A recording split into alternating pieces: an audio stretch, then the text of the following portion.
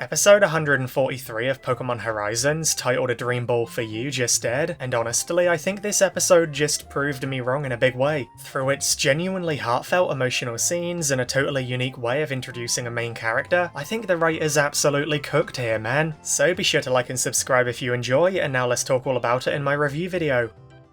So, as I'm sure you guys can probably remember, last episode ended with Navi losing her Dream Ball and the airship's Ditto setting out to return it to her, and this episode started with Liko and Dot comforting Navi and bonding with her over how to choose your first Pokemon, something Navi is struggling with greatly. Bruh, Navi, just choose Dedenne. You can't go wrong with Dedenne, man. Top 10 Pokemon of all time in my books. Anyway, it's sweet to hear that the reason that Emma gave Navi the Dream Ball is so that Navi can make her dream come true with it catching her first Pokemon. I love the symbolism there, and it explains why finding it again means so much to Navi. Meanwhile, Ditto in its funny Noctowl form sets off to return the Dream Ball to her. The next morning, Ditto continues trying to find Navi, and I was laughing so hard thinking about what if Ditto accidentally caught this Pidgey in Navi's Dream Ball. Imagine Navi finally getting her Dream Ball back, so excited to start her dream with it, to choose her first Pokemon, just for her to find out that there's a random Pidgey in there instead. Ditto totally wasted it.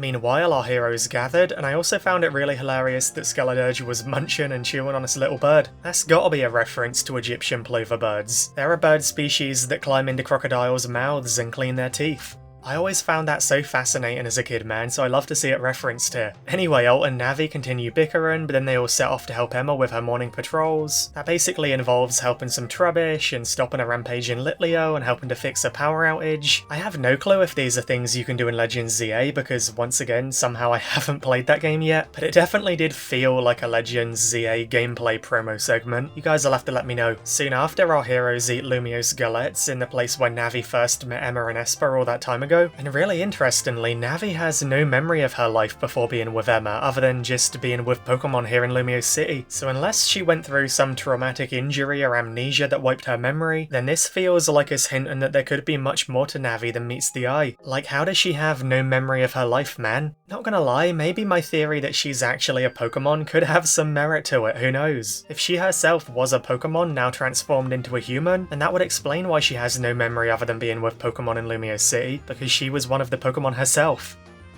Meanwhile, Ditto becomes part of a Furfrou, however the pronunciation is, and through that it finally finds our heroes, reuniting with them and giving Navi back her Dream Ball. I'm gonna be totally honest, part of me expected this episode, Ditto trying to get back to Navi, to be more similar to Pokemon Journey's episode 69 where Grookey had to find his way back to Go. That episode was so emotional and heavy and heartfelt, seeing such a little guy having to travel such a big city by himself. I kind of expected it to be similar here with Ditto, but instead Ditto just kind of found Navi easily and there's nothing else to it. A little bit underwhelming after all of the build-up, but at least Navi is happy and hugs Ditto and they spend the rest of the day eating together and bonding with each other, and it's like everybody else knows where this is inevitably gonna lead, but Esper especially, man. But then the writers chose absolute violence against all X and Y fans by putting our heroes right there, right in front of the Prism Tower, right in front of Clement and Bonnie's home, their gym. It even still has the gym sign on it. They're literally standing where Ashy Boy once stood, but still no Clement and Bonnie, man. We're so close, bro. Just give us a glimpse at our favourite Lumio siblings, I'm begging you. A tiny cameo, I don't need anything else. I just want to see them, man. Or at least stop teasing us with it by making our heroes go so close to Prism Tower in every other scene.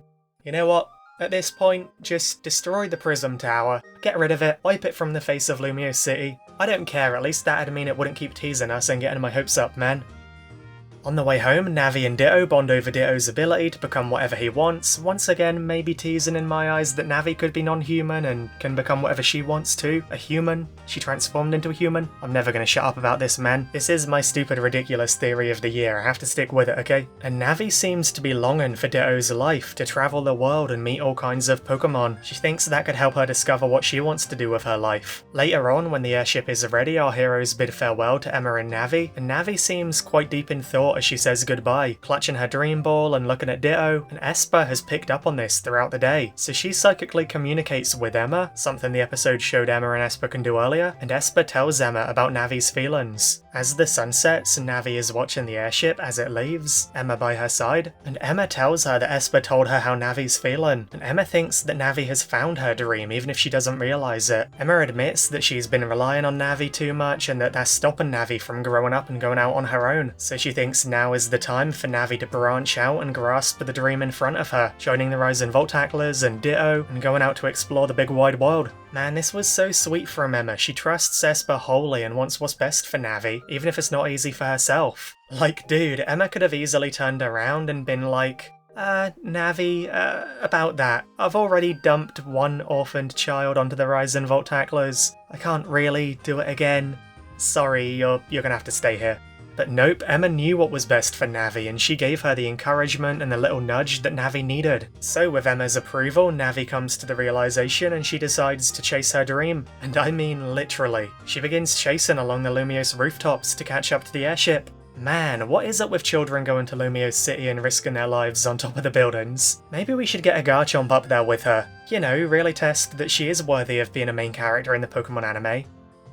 And talking about our boy Ash, if he reached the edge of the rooftop, he definitely would have super jumped to reach the airship, similar to how he did to Team Rocket's balloon several times. But Navi hasn't quite reached that level of aura yet, so when she reaches the edge of the rooftop, she just desperately reaches out to the airship and watches it fly away, and then begins sobbing that she missed out on her chance to grasp her dream. This was her one moment and she didn't grab it quick enough. But don't let me joking about Ashy Boy detract from the fact that this was a really heartfelt, heartbreaking moment, man. I really like Navi so far. She's a great character and her youthful energy is so nice to see. But that also makes it even harder and even more devastating to see her lose her dream, you know? To be so close to grasping it and finding a new path in life, and for it to just be out of reach because she hesitated. That's heavy, man. This entire scene was framed in such an emotional way, and it brought tears to my eyes, genuinely. Luckily though, it's very short-lived, because Ditto leaps from the airship and pulls a Pokopia with the Ditto Dragonite hybrid and then reaches Navi, the two of them embracing, and Navi confesses that she wants to be with Ditto and everyone else, and Ditto feels the same way.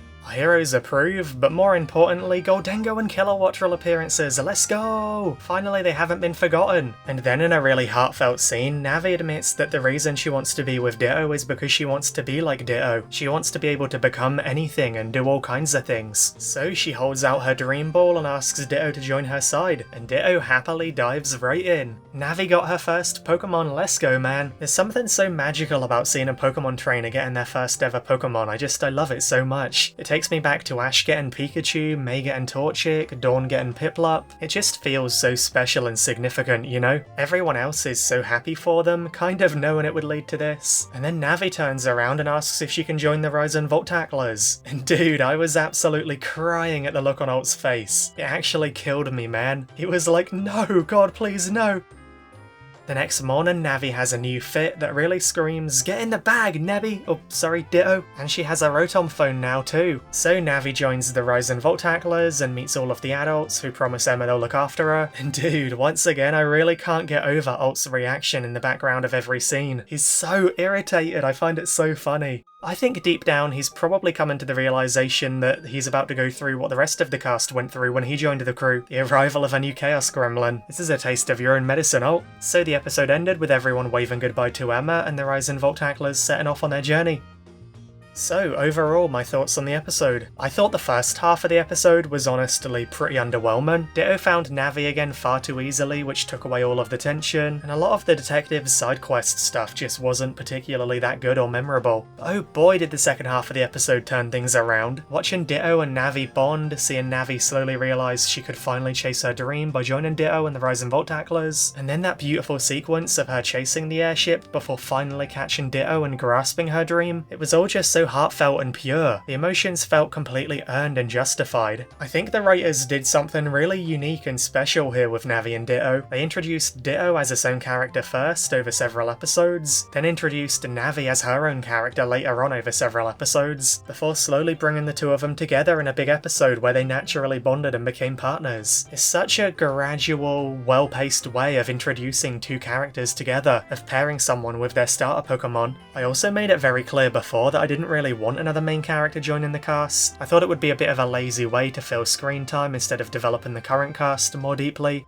But yeah, the writers completely proved me wrong, man. Navi's adorable, her bond with Ditto is incredibly wholesome, and I'm now so genuinely excited to see where their journey goes. Give me more Navi, give me more Ditto. I'm so glad they're in the main cast now, and I'm so glad to be proven wrong in that way. So let me know your thoughts on the episode below, and be sure to like and subscribe if you guys enjoyed. That would really help me out a lot, man. Thank you so much to all of my incredible channel members on screen right now. That includes Toten, Not Mini, Hope, Jay, Jackson, everybody else. You guys are the best, and I really appreciate it. And on that note, thank you all so much for watching, and best wishes until we meet again.